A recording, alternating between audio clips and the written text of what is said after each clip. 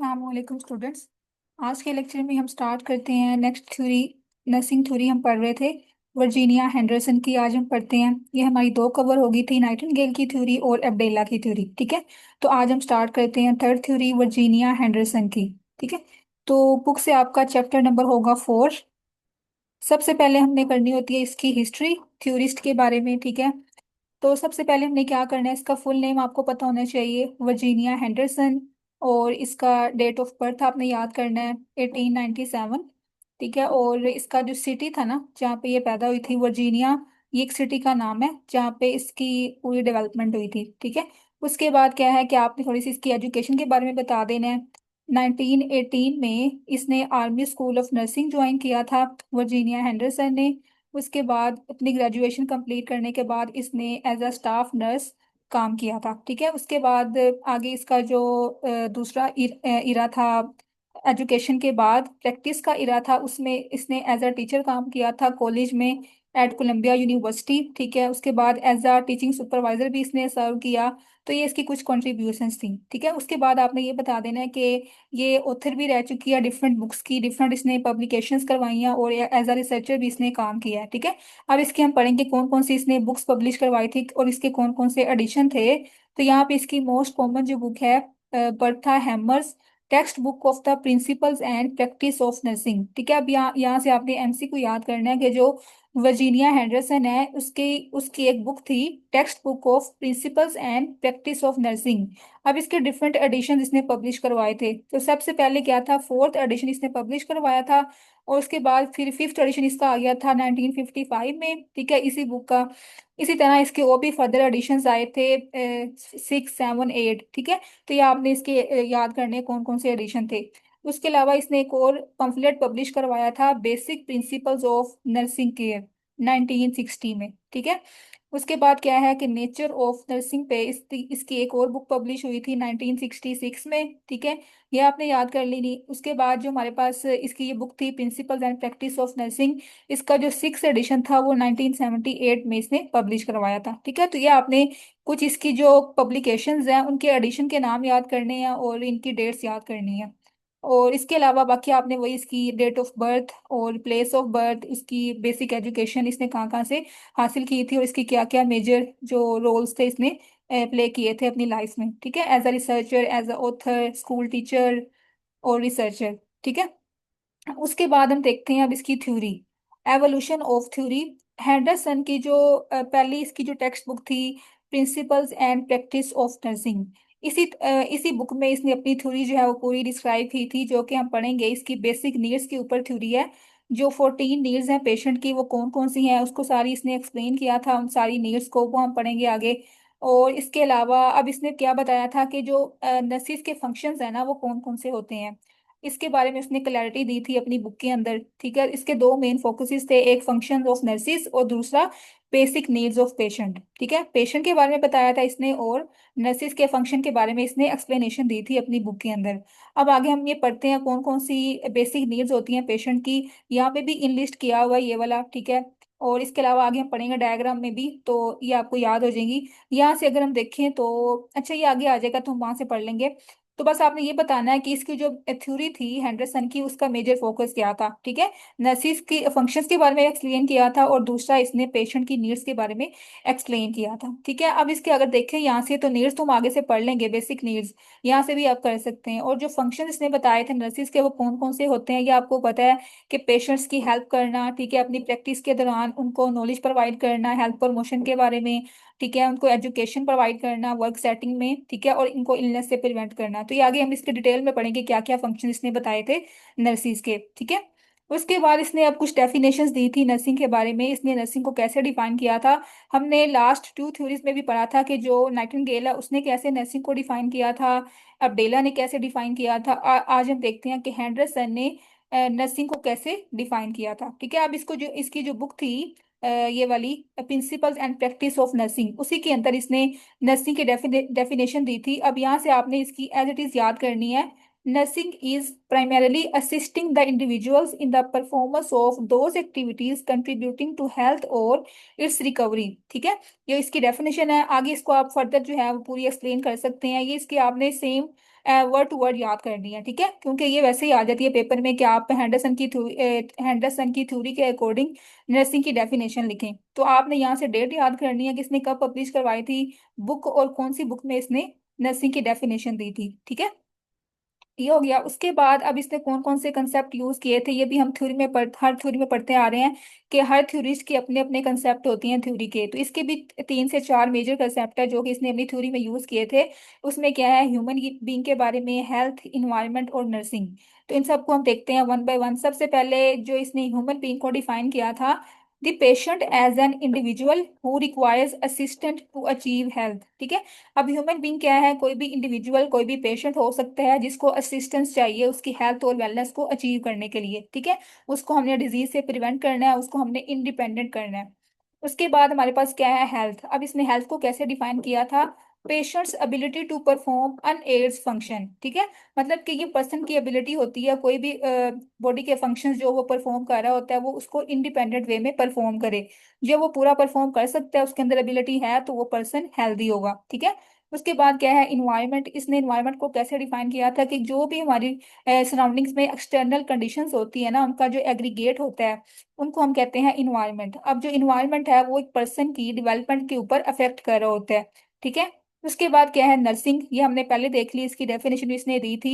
अच्छा, अब ये जो है ना, इसकी यहाँ पे डेट्स चेंज है। 1955 में इसकी ये डेफिनेशन थी, इसमें थोड़ा सा चेंज होगा। और बाकी जो इसने नेक्स्ट दी थी, ये अपडेटेड इसकी डेफिनेशन है। 1966 में इसने एक और पब्लिकेशन के अंदर इसको डिफाइन किया था नर्सिंग को। The unique function of nurses is to assist the individual sick और well in the performance of those activities contribution to health और इट्स रिकवरी। ठीक है, वही तकरीबन सेम ही है, लेकिन बस आपने डेट्स याद करनी है कि वो उसकी डेट क्या थी और इसकी डेट क्या है। ठीक है, और इसका मेजर फोकस मैंने आपको बताया कि फंक्शन ऑफ नर्सिस को इसने एक्सप्लेन किया हुआ है उसमें भी और इस डेफिनेशन में भी। ठीक है, उसके बाद अब यहाँ से हम देखते हैं इसका जो मेजर फोकस था नीड्स के ऊपर, जो पेशेंट्स की नीड्स होती हैं। अब यहाँ पे 14 बेसिक नीड्स जो है इसने एक्सप्लेन की थी, ये हम देखते हैं। सबसे पहली नीड क्या है, पेशेंट की ब्रीदिंग। ठीक है, ब्रीथ नॉर्मली। उसके बाद सेकंड नीड क्या है, ईट एंड ड्रिंक एडुकेटली।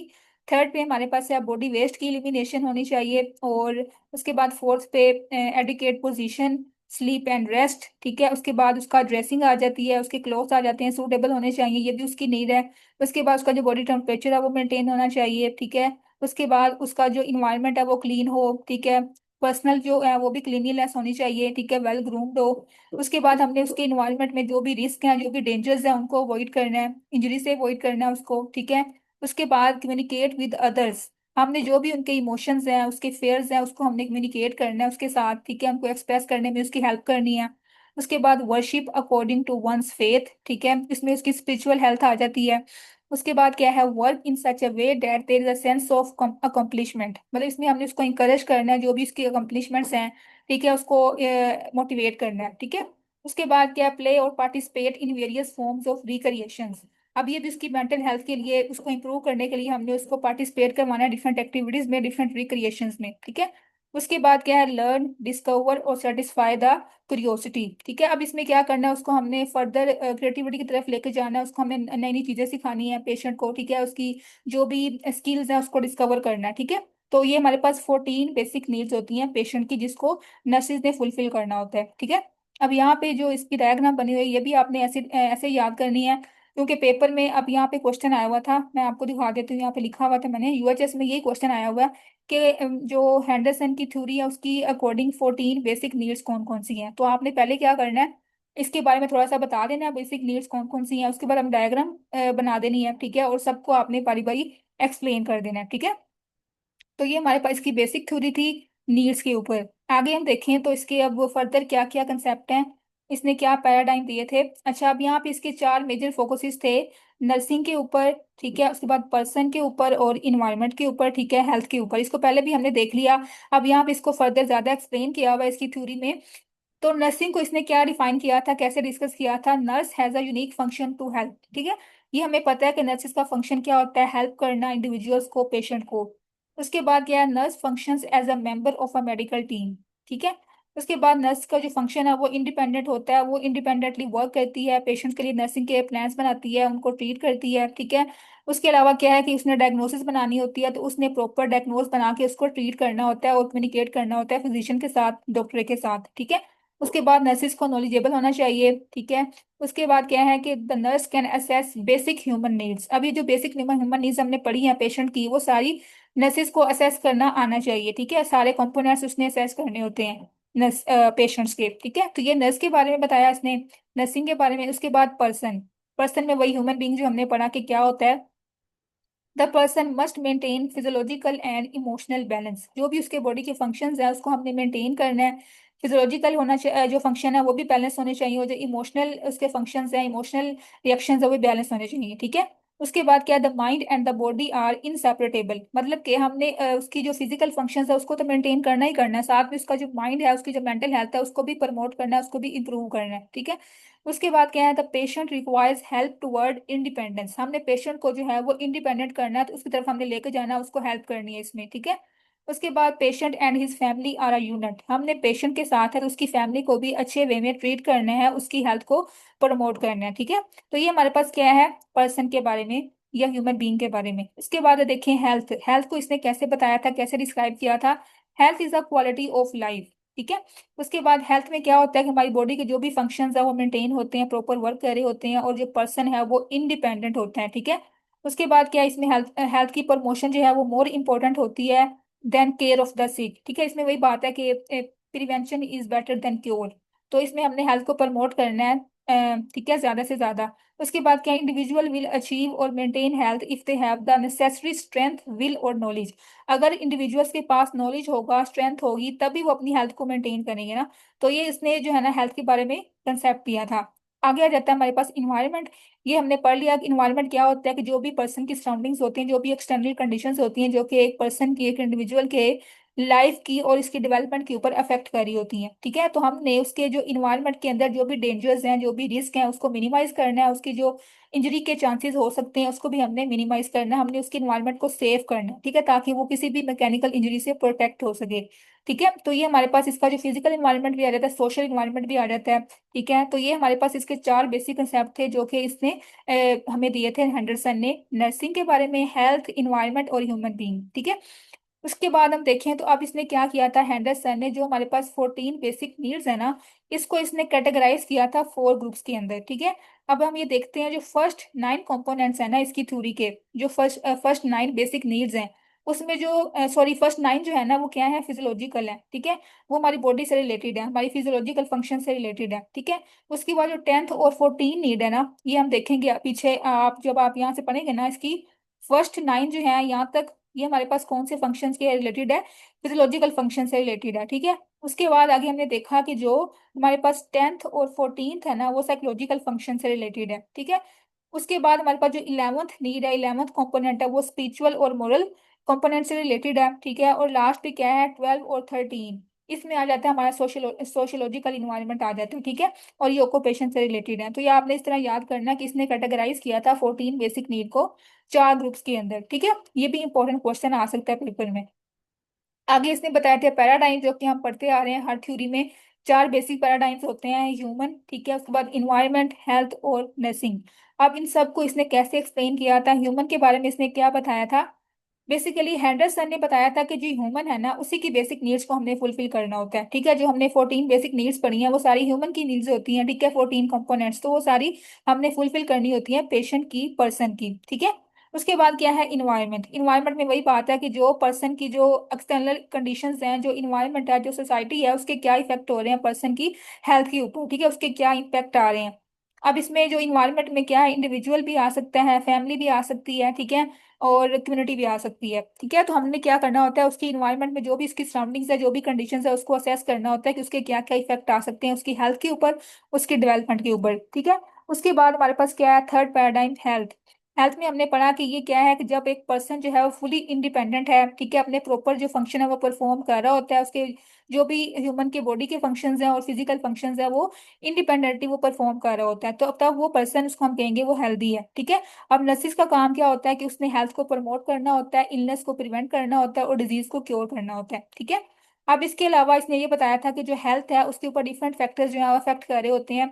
उसकी एज, उसका कल्चरल बैकग्राउंड, फिजिकल और इंटेलेक्चुअल कैपेसिटीज और इमोशनल बैलेंस, ये सारे जो है एक पर्सन की हेल्थ के ऊपर अफेक्ट कर रहे होते हैं। ठीक है, तो हमें इनको भी असेस करना होता है। उसके बाद लास्ट पे क्या है, नर्सिंग। नर्सिंग का हमने पहले इसको डिफाइन कर लिया कि हेंडरसन ने क्या बताया था नर्सिंग के बारे में। बेसिकली इसने फंक्शन ऑफ नर्सिस बताए थे इसी नर्सिंग के अंदर। ठीक है, अब फंक्शन ऑफ नर्सिस क्या होता है कि उसने हेल्थ को प्रमोट करना है, उसकी वेलबींग को प्रमोट करना है। ठीक है, उसको प्रिवेंट करना है इलनेस से और डिजीज से। ठीक है, तो ये इसने इस तकरीबन वही कंसेप्ट जो है वो बार बार रिपीट हो रहे हैं। ये चारों कॉन्सेप्ट हमने पहले पढ़ लिए थे, अब इसने फर्दर इसने अलग अलग से एक्सप्लेन किए हुए पैराडाइम्स के अंदर। ठीक है, तो आपने ये कर लेने हैं। आगे हम देखें तो इसमें क्या आता है, नर्सिंग प्रोसेस हमने करना होता है। ठीक है, नर्सिंग प्रोसेस के वही जो 5 कंपोनेंट्स हैं, इसमें असेसमेंट है, डायग्नोज, प्लानिंग, इम्प्लीमेंटेशन और इवेल्युएशन। तो हमने इन पांचों जो भी इसके कंपोनेंट्स हैं उसको हमने रिलेट करना होता है इसकी थ्योरी के साथ। ठीक है, तो अब यहाँ पे हैंडरसन की थ्योरी जो है वो नीड्स के अकॉर्डिंग है, बेसिक नीड्स के ऊपर है। तो हमने उसी नीड्स से रिलेट करके नर्सिंग प्रोसेस को इम्प्लीमेंट करना होता है। ठीक है, तो फर्स्ट हमारे पास जो कंपोनेंट है नर्सिंग प्रोसेस का वो है क्या है, नर्सिंग असेसमेंट। ठीक है, असेसमेंट में हम क्या करते हैं, डाटा लेते हैं पेशेंट से, सब्जेक्टिव डाटा, ऑब्जेक्टिव डाटा। ठीक है, अब जो डाटा हम लेंगे वो बेसिकली हम नीड्स की बेसिस पे लेंगे। ठीक है, सारी नीड्स को असेस करेंगे, जो 14 नीड्स हमने पढ़ी ये सारी वही इन लिस्ट की हुई हैं। ठीक है, उसके बाद हमने क्या करना है, इन नीड्स की बेसिस पे हमने डायग्नोज बना लेनी है। ठीक है, उसकी प्रॉब्लम को आइडेंटिफाई कर लेना है। डायग्नोज बनाने के बाद हमने प्लान करना है कि कौन सी नीड है जो उसकी मेट नहीं हो रही। ठीक है, पूरी नहीं हो रही, उसको हमने पूरा करना है। तो हमने उसके अकॉर्डिंग जो है प्लान बनाना है। ठीक है, उसके बाद हमने इसको इम्प्लीमेंट करना है। ठीक है, हमने जो भी एक्टिविटीज परफॉर्म करनी है वो सारी किस में आ जाएंगी, इम्प्लीमेंटेशन में आ जाएंगी। ठीक है, उसके बाद हमने इस इम्प्लीमेंटेशन में क्या पढ़ा, हमने पढ़ा था कि कुछ ऐसे फैक्टर्स हैं जो कि उसकी हेल्थ पे इफेक्ट कर रहे होते हैं। तो हमने उनको भी असेस करना है, तो हमने उससे रिलेट करके इसमें प्लान करना है, उसके बाद इम्प्लीमेंट करना है। अब वो फैक्टर्स वही यहाँ पे लिखे हुए हैं, age, cultural background, emotional balance, physical and intellectual capacities. ठीक है, इन सबको भी हमने साथ साथ असेस करने के बाद इनकी बेस पे इम्प्लीमेंटेशन करनी है। ठीक है, उसके बाद लास्ट स्टेप हमारे पास क्या है, इवैल्यूएशन। कि हमने देखना है कि जो हमने बेसिक नीड्स को असेस किया था उसके बाद हमने इम्प्लीमेंट किया कि वो अब नीड्स पूरी हो गई हैं पेशेंट की कि नहीं हुई। ठीक है, तो हमने इसमें इवेल्युएट करना होता है। और इसके बाद ये हमारे पास इसके 5 कंपोनेंट्स पूरे हो गए नर्सिंग प्रोसेस के। आगे हम देखें तो अब यहाँ पे हमारा लास्ट में जो टॉपिक होता है नर्सिंग थ्योरी का वो है करेक्टरिस्टिक ऑफ थ्योरी। ठीक है, ये हमने पहले पढ़ ली थी कि करेक्टरिस्टिक क्या होती है। अब हमें ये देखना होता है कि इस थ्योरी में कौन कौन सी करेक्टरिस्टिक प्रेजेंट है। ठीक है, तो सबसे पहले हम देखें जो इसकी करेक्टरिस्टिक है, theories can inter relate concept. ठीक है, मतलब थ्योरीज में जो है वो कंसेप्ट इंटर रिलेट होने चाहिए, वो आपस में रिलेट कर रहे होने चाहिए।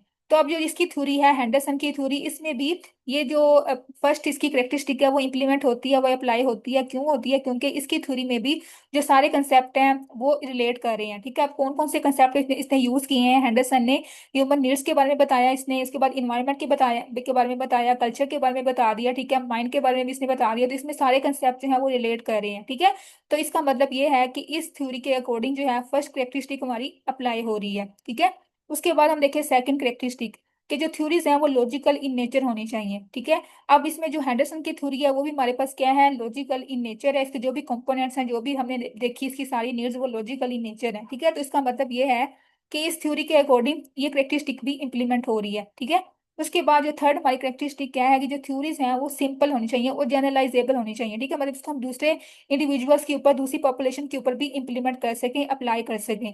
अब इसकी जो थ्योरी है हैंडरसन की थ्योरी, वो क्या है, सिंपल भी है और जनरलाइजेबल भी है। ठीक है, मतलब इसको हम तमाम एजेस की इंडिविजुअल्स के ऊपर अप्लाई कर सकते हैं। ठीक है, तो ये भी जो करेक्टरिस्टिक है वो अप्लाई हो रही है इसकी थ्योरी के ऊपर। ठीक है, उसके बाद हम देखें फोर्थ वन। अब फोर्थ वन में हमने क्या देखा था, जो थ्योरी है उससे हम हाइपोथेसिस जनरेट कर सकें। ठीक है, उसके बाद हम हाइपोथेसिस को टेस्ट भी कर सकें, ऐसी थ्योरी होनी चाहिए। लेकिन अभी ये इस थ्योरी में क्या है कि हम हाइपोथेसिस जनरेट नहीं कर सकते हैंडरसन की थ्योरी से। ठीक है, ये इम्पॉसिबल है इसकी थ्योरी से हाइपोथेसिस को जनरेट करना। ठीक है, अब ये आपने याद करना है, इसका एमसीक्यू भी आ सकता है कि कौन सी ऐसी करेक्टरिस्टिक है जो कि हैंडरसन की थ्योरी पे अप्लाई नहीं होती। ठीक है, तो आपने ये नोट डाउन कर लेना है। ठीक है, उसके बाद हमारे पास क्या है, फिफ्थ इसकी जो करेक्टरिस्टिक है, तो जो थ्योरीज ऐसी होनी चाहिए कि अगर उसको हम रीड करें, उसको हम अप्लाई करें तो उससे जो हमारा नॉलेज है वो इंक्रीज हो। ठीक है, रिसर्च के अंदर भी, डिसिप्लिन के अंदर भी हमारा जो नॉलेज है वो इंक्रीज होना चाहिए। ठीक है, तो इसमें भी ऑलमोस्ट जो है वो इम्प्लीमेंट हो रही है ये करेक्टरिस्टिक इस थ्योरी के ऊपर भी। अब इस थ्योरी को पढ़ने से, इस थ्योरी को इम्प्लीमेंट करने से कुछ हद तक जो है वो नर्सिस का नॉलेज इंक्रीज हो जाता है। ठीक है, इसको हम नर्सिंग प्रैक्टिस के अंदर अप्लाई कर सकते हैं। ठीक है, तो ये भी हमारे पास जो है वो इम्प्लीमेंट हो रही है। उसके बाद देखिए हमारे पास जो सिक्स करेक्टरिस्टिक है वो क्या है कि जो थ्योरीज है उनको प्रैक्टिशनर यूज कर सकें। ठीक है, अपनी प्रैक्टिस के अंदर। अपनी प्रैक्टिस को इंप्रूव करने के लिए, उसको गाइड करने के लिए जो है वो यूज कर सकें थ्योरीज को। ठीक है। अब इसमें हमारी जो हैंडरसन थ्योरी है वो क्या कर रही है, वो भी हम यूज कर रहे हैं नर्सिंग प्रैक्टिस को इंप्रूव करने के लिए। वो कैसे यूज कर रहे हैं, क्योंकि हम जो 14 बेसिक नीड्स हैं वो हम नर्सिंग असेसमेंट में यूज कर रहे हैं ना, हम उसकी बेस पे नर्सिंग प्रोसेस के अंदर जो है वो असेस कर रहे हैं पेशेंट को। ठीक है, तो मतलब कि यूज हो रही है नर्सिंग प्रैक्टिस के अंदर, तो ये भी जो करेक्टरिस्टिक है वो अप्लाई हो रही है हैंडरसन थ्योरी के ऊपर। ठीक है। उसके बाद जो लास्ट हमारे पास इसकी करेक्टरिस्टिक है थ्योरी की, के जो थ्योरीज हैं वो कंसिस्टेंट होनी चाहिए दूसरी थ्योरीज के साथ, दूसरे लॉज और प्रिंसिपल्स के साथ। ठीक है। तो इस तरह हमारी जो हैंडरसन थ्योरी है वो भी दूसरी थ्योरीज के साथ कंसिस्टेंट है, दूसरी लॉज और प्रिंसिपल्स के साथ कंसिस्टेंट है, वो रिलेट कर रही है। ठीक है। तो इस तरह हमारे पास जो इसकी सारी जो करेक्टरिस्टिक है एक्सेप्ट फोर्थ वन, ठीक है, ये आपने याद करना है, ये इसके ऊपर इंप्लीमेंट नहीं होती, बाकी सारी जो करेक्टरिस्टिक हैं वो इस थ्योरी पे इंप्लीमेंट हो रही है। ठीक है। तो आपने इस तरह इसका सेपरेट से लिख लेना ऊपर, जैसे मैंने ऊपर लिखा हुआ है ये वाला, all characteristics are present except four. ठीक है। फिफ्थ पे कुछ हद तक जो है वो इंप्लीमेंट होती है, आपने जो फोर है वो लाजमी याद कर लेनी है। तो आपने ये सारी जो है ना, इस सबको आप पहले यहाँ पे लिख सकते हैं ताकि आपको यहाँ से याद हो जाए। ठीक है, कि कौन सी जो है वो इंप्लीमेंट नहीं हो रही। तो इस तरह हमारा ये चैप्टर जो था वो कंप्लीट हो गया पूरा, ये हमने थ्योरी कवर कर ली। इसमें जो मोस्ट इंपॉर्टेंट क्वेश्चन मैंने आपको बताया, जो इसकी 14 बेसिक नीड्स हैं वो आपने याद करनी है। अच्छा, मैंने आपको हर इसका जो थ्योरी हमने पढ़ी उसका निमोनिक बता देती हूँ साथ, ताकि आपको याद कर लें साथ साथ। ठीक है, तो इसका भी निमोनिक आप यहाँ पे लिख लें, मैंने लिखा हुआ है। आपने इस नीड्स को कैसे याद करना है, 14 बेसिक नीड्स को। ठीक है, ये इसका निमोनिक आपने अपनी बुक के ऊपर लिख लेना है, इस तरह आपको इसकी जो 14 नीड्स हैं वो याद हो जाएंगी। ठीक है। उसके अलावा इसका जो क्वेश्चन एक और इम्पोर्टेंट है कि इसमें चार कैटेगरीज उसने बनाई हुई है, हैंडरसन ने इसको डिवाइड किया है, कैटेगराइज किया है चार ग्रुप्स के अंदर, जिसमें कुछ साइकोलॉजिकल नीड्स हैं, कुछ हमारे पास स्पिरिचुअल नीड्स हैं, कुछ फिजियोलॉजिकल नीड्स हैं। ठीक है। तो इस तरह आपने ये क्वेश्चन भी मार्क कर लेना, ये हमारे पास इंपॉर्टेंट क्वेश्चन है। ठीक है। बाकी जो करेक्टरिस्टिक है, पैराडाइम है, ठीक है, कंसेप्ट वगैरह हैं, वो तो जनरल आपने याद करने ही होते हैं, लेकिन जो मोस्ट इंपॉर्टेंट क्वेश्चन हैं वो हमारे पास ये दो ही हैं, बेसिक नीड्स और ये इसकी चार कैटेगरीज। ठीक है। तो ये चैप्टर हमने कंप्लीट कर लिया। बाकी आपने एमसीक्यूज के अकॉर्डिंग जो है वो हिस्ट्री याद कर लेनी है, और आपने उस तरह बुलेट्स बना के स्टिकी नोट्स को यूज करके आपने फर्स्ट पेज पे जो है इसके 6 से 7 पॉइंट्स बनते हैं इसकी हिस्ट्री में जो इंपॉर्टेंट है, उसकी पब्लिकेशंस, उसके डेट्स वगैरह, उसकी बुक्स वगैरह। ठीक है। और उसकी जो मेजर एजुकेशन है, डेट ऑफ बर्थ वगैरह, ठीक है, वो आपने लिख लेनी है। ठीक है, बुलेट्स की फॉर्म में, इस तरह आपको याद हो जाएंगे एमसीक्यूज भी। ठीक है। तो ये हमारी चैप्टर आज कंप्लीट हो गया है। नेक्स्ट लेक्चर में हम स्टार्ट करेंगे अपनी अगली थ्योरी। ठीक है, आपने पूरा चैप्टर अच्छे से रीड करना है, पूरी थ्योरी आपने अच्छे से पढ़नी है। कोई भी आपका क्वेश्चन हो, कुछ भी आपको समझ ना आए, तो आपने मुझसे ग्रुप में पूछ लेना है। ठीक है। ओके, अल्लाह हाफिज।